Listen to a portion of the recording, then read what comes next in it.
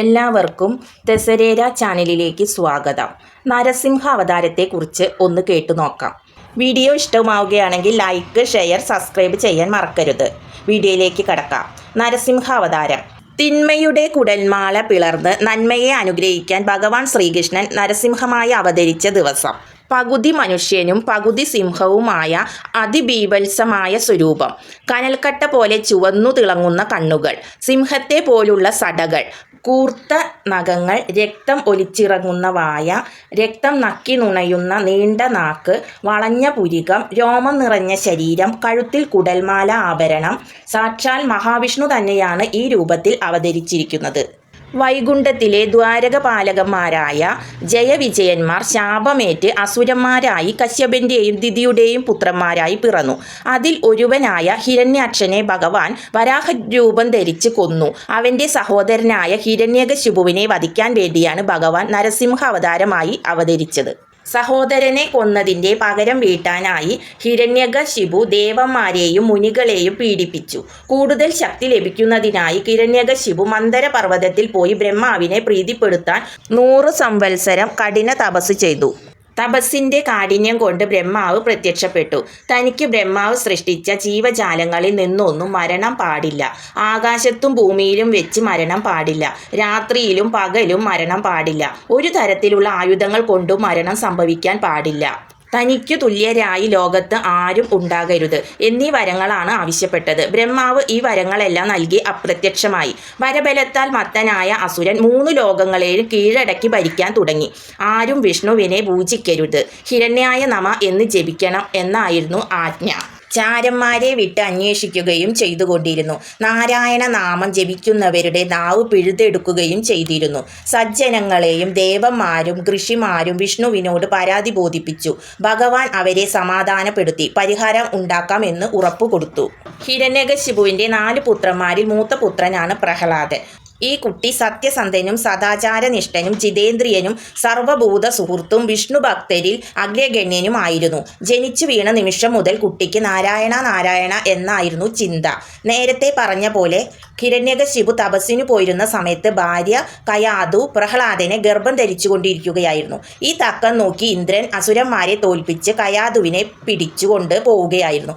ഇത് കണ്ട നാരദൻ ഇന്ദ്രനോട് താൻ ചെയ്യുന്നത് തെറ്റാണെന്നും കയാതുവിൻ്റെ ഗർഭത്തിൽ കിടക്കുന്ന കുഞ്ഞ് ബലവാനാണ് എന്നും പറഞ്ഞു. ഇത് കേട്ട ഇന്ദ്രൻ കയാതുവിനെ വിടുക മാത്രമല്ല പ്രദക്ഷിണം വെച്ച് മാപ്പ് അപേക്ഷിക്കുകയും ചെയ്തു.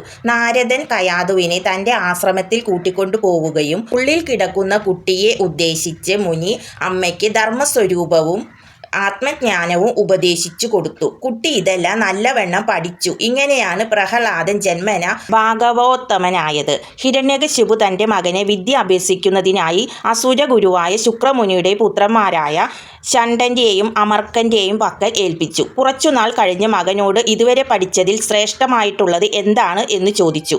അതിനു മറുപടിയായി പ്രഹ്ലാദൻ, നല്ലത് നാനാ ജഗദ്ഗുരു മാധവൻ കല്യാണവാരിധി താൻ പാദസേവയിൽ മീതെ നമുക്കേതുമില്ലെന്നതെന്നുടെ ചേതസി നന്നായുറച്ചിതു കേവലം എന്നു പറഞ്ഞു. അതായത് ഭഗവാന്റെ പാദസേവയ്ക്കു മീതെയായിട്ടൊന്നുമില്ല എന്നാണ് അർത്ഥം.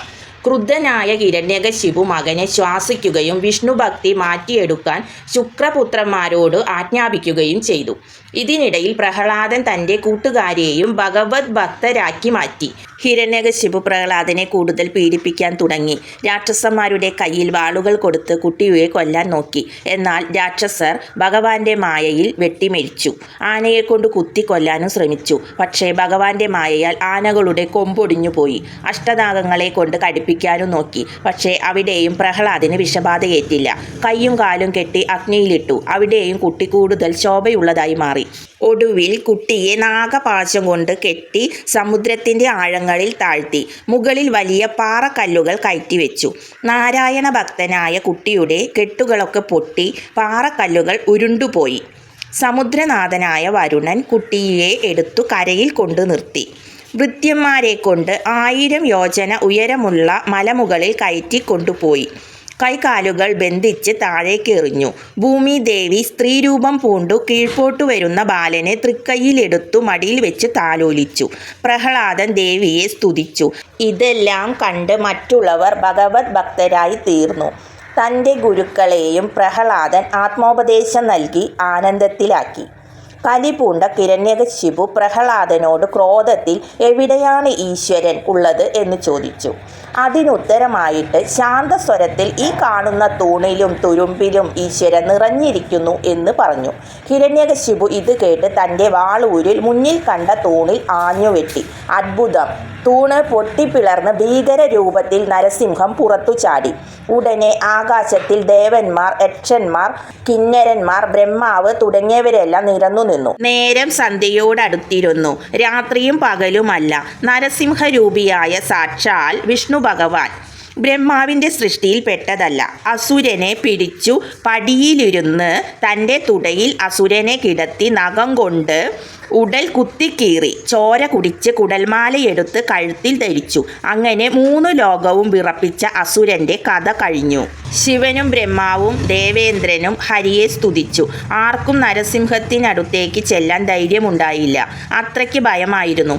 ബ്രഹ്മാവിൻ്റെ നിർദ്ദേശപ്രകാരം പ്രഹ്ലാദൻ ഭഗവാന്റെ സമീപത്തു ചെന്ന് സ്തുതിച്ചപ്പോൾ ഭഗവാൻ ശാന്തസ്വരൂപനായി പ്രഹ്ലാദനെ ആശീർവദിച്ച് അപ്പോഴത്തെ അസുരാധിപതിയായി വാഴാനും അനുഗ്രഹം നൽകി. നരസിംഹ ജയന്തി ദിനത്തിൽ പ്രഹ്ലാദ സ്തുതിയാൽ ഭഗവാനെ സ്തുതിക്കുന്നവർക്ക് സർവ്വപാപശമനവും ശത്രുനിവാരണവും ആഗ്രഹസാധ്യവും സഫലമാകുന്നു. ശത്രു സംഹാരിയും ഭക്തരക്ഷകനുമായ നരസിംഹദേവന്റെ ജന്മദിനമായ വൈശാഖ മാസത്തിലെ ചതുർദശി ദിനം തൊഴിൽ സംബന്ധമായും അല്ലാതെയുമുള്ള ജീവിത പ്രതിബന്ധങ്ങൾ അകലുവാനും ശത്രുശല്യം മൂലമുള്ള തടസ്സങ്ങൾ അകലുവാനും നരസിംഹ പൂജയോളം ഫലപ്രദമായ മറ്റൊരു വഴിപാടില്ല. നരസിംഹ ജയന്തിയിൽ നിങ്ങളുടെ പേരിലും പൂജ നടത്താവുന്നതാണ്. മന്ത്രം താഴെ കൊടുക്കുന്നു. 108 തവണ ജപിക്കുകയോ സന്ധ്യകളിൽ ജപിക്കുകയോ ചെയ്യുക. നന്ദി. മറ്റൊരു വീഡിയോയുമായി കാണാം.